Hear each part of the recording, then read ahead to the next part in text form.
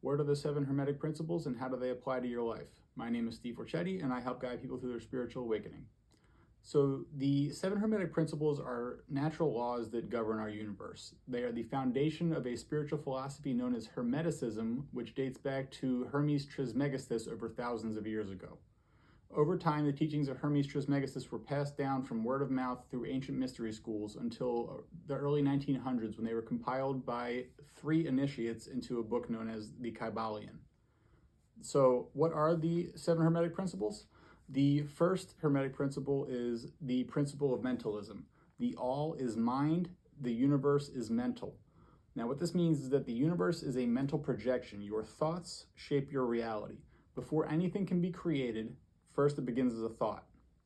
The universe is a manifestation of the mind of God. So first it was the thought of God that helped to create the universe. Before he was able to manifest the universe, it began first as a thought. Similarly, before the first automobile was created, it began as a thought. Now, since our thoughts shape reality, it's important that we train our minds to make sure that our manifestations are positive and of the light. Spiritual practices such as meditation are key to disciplining the mind and training it to always stay in a high vibration, which we will go into a little bit later in this video.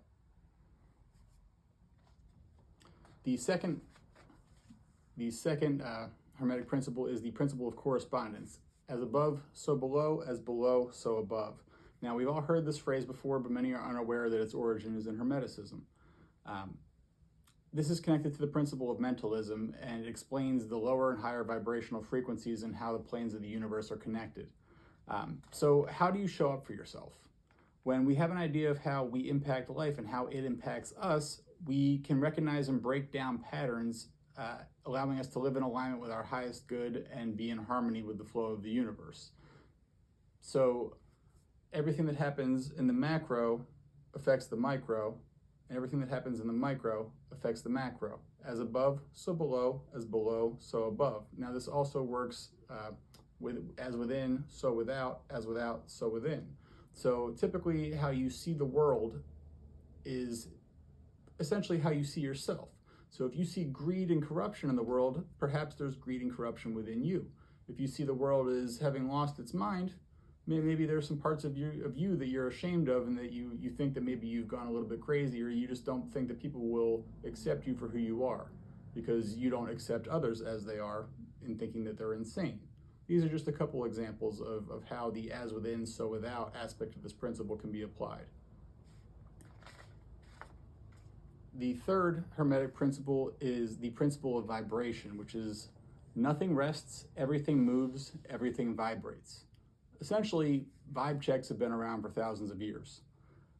Everything physical and spiritual has a certain vibration. Atoms in the universe are constantly in motion, and our vibration varies depending on our emotional state. When we vibe high, we avoid the low-level frequencies that don't serve us. So we control our vibration. It does not control us.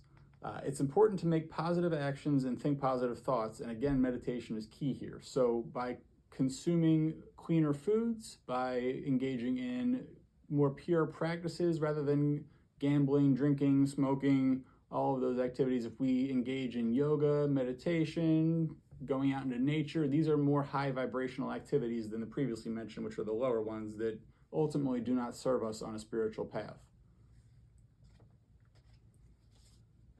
The fourth Hermetic principle is the principle of polarity, which is everything is dual, everything has poles, everything has its pair of opposites. Like and unlike are the same. Opposites are identical in nature but different in degree. Extremes meet. All truths are but half-truths. All paradoxes may be reconciled. Now let's try to break that down a little bit simpler. All opposites are merely poles on a spectrum. So hot and cold, two opposite ends, they're both temperatures. Love and hate are just ways of experiencing a relationship with something. I've been told that hate is not the opposite of love, apathy is. So love and hate, perceived opposites, are really just two ends of a spectrum of emotion. Apathy being the lack thereof emotion. this is the foundation of alchemy, which I've gone into in previous videos, because we can transmute our experiences at will. We can always take something from one side of the spectrum and bring it to the other. So applying this principle requires a lot of mental flexibility. Can you shift perspectives? Can you find a way to love something that you hate? Are you able to see a silver lining? That is the basis of applying these principles to alchemy in order to transmute the negative into positive, which again, negative and positive, just ways of looking at things. They're both poles. The fifth Hermetic principle is the principle of rhythm, which is everything flows out and in, everything has its tides, all things rise and fall. The pendulum swing manifests in everything. The measure of the swing to the right is the measure of the swing to the left. Rhythm compensates. So this is closely related to the principle of polarity. In between the poles, everything moves in rhythm. Tides go in, tides come out. We inhale, we exhale. Nature has seasons, and so do we. We go from childhood to adolescence to maturity to old age, from ashes to ashes, dust to dust.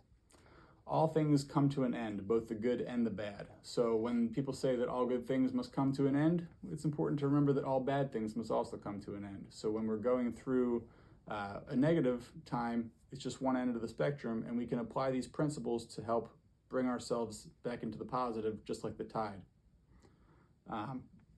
So as you continue to work with these principles and focus and learn and study and apply them in your life, you'll learn how to avoid dramatic emotional swings as you ascend your triggers and improve your overall emotional state. The sixth Hermetic principle is the principle of cause and effect, which is every cause has its effect, every effect has its cause. Everything happens according to law. Chance is but a name for law, not recognized. There are many planes of causation, but nothing escapes the law. So this is essentially saying that everything is connected. When we look at individual events as individual events, we miss the ways that we got from 1 to 2 to 3 to 4. We just see them as 1, 2, 3, and 4. So everything, each cause has an effect, and each cause is the effect of something that goes back to the very beginning. We must acknowledge the effects of our thoughts and our behavior and how we can change those for the greater good. Now, we often find ourselves reacting to the world around us, trapped in loops of just reacting to circumstances rather than forging our own path. When we take action to get the effect we want, we move from victimhood to empowerment. Now, an example of cause and effect would be O.J. Simpson gets cited by the Buffalo Bills. O.J. Simpson gets arrested for potentially may or may not have killed his wife. His legal defense team is Johnny Cochran and the rest of his team, which one of those members is Robert Kardashian. Now, the legal team gets O.J. Simpson off for this alleged murder, which then propels the legal team into stardom, which then allows the Kardashian family to be around celebrities, which is how Kim Kardashian met the people that she did to catapult herself into fame. And now we have all of this drama in the news with Kanye West, Kim Kardashian, Pete Davidson. It all is the effect of O.J. Simpson getting signed with the Buffalo Bills. I'm not saying it's O.J.'s fault that we have the Kardashians, but cause is effect, cause is effect, cause is effect. Finally, the seventh Hermetic principle is the principle of gender, which is gender is in everything. Everything has its masculine and feminine principles. Gender manifests on all planes. This principle is not referring to our genitals, rather to energies. Think your left brain and your right brain. The masculine and feminine, the logical and the creative.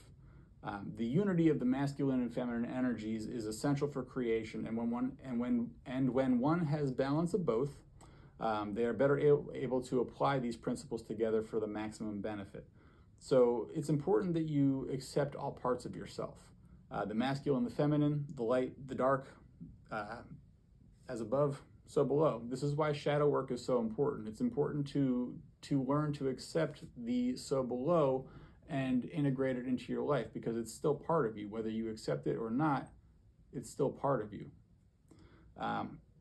So by applying these principles, it helps us to master our minds and live our lives in what Buddha referred to as the middle path.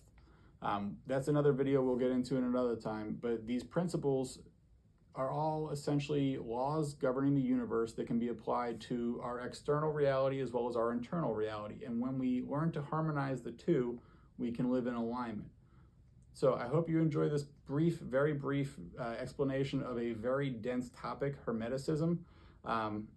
The two main texts in front of me here are the Hermetica and the Kybalion. Now these are very dense texts, but they try to anchor in very complex topics. I strongly suggest reading them. They're books that you're going to want to read multiple times, and definitely take notes and have a highlighter when you read them.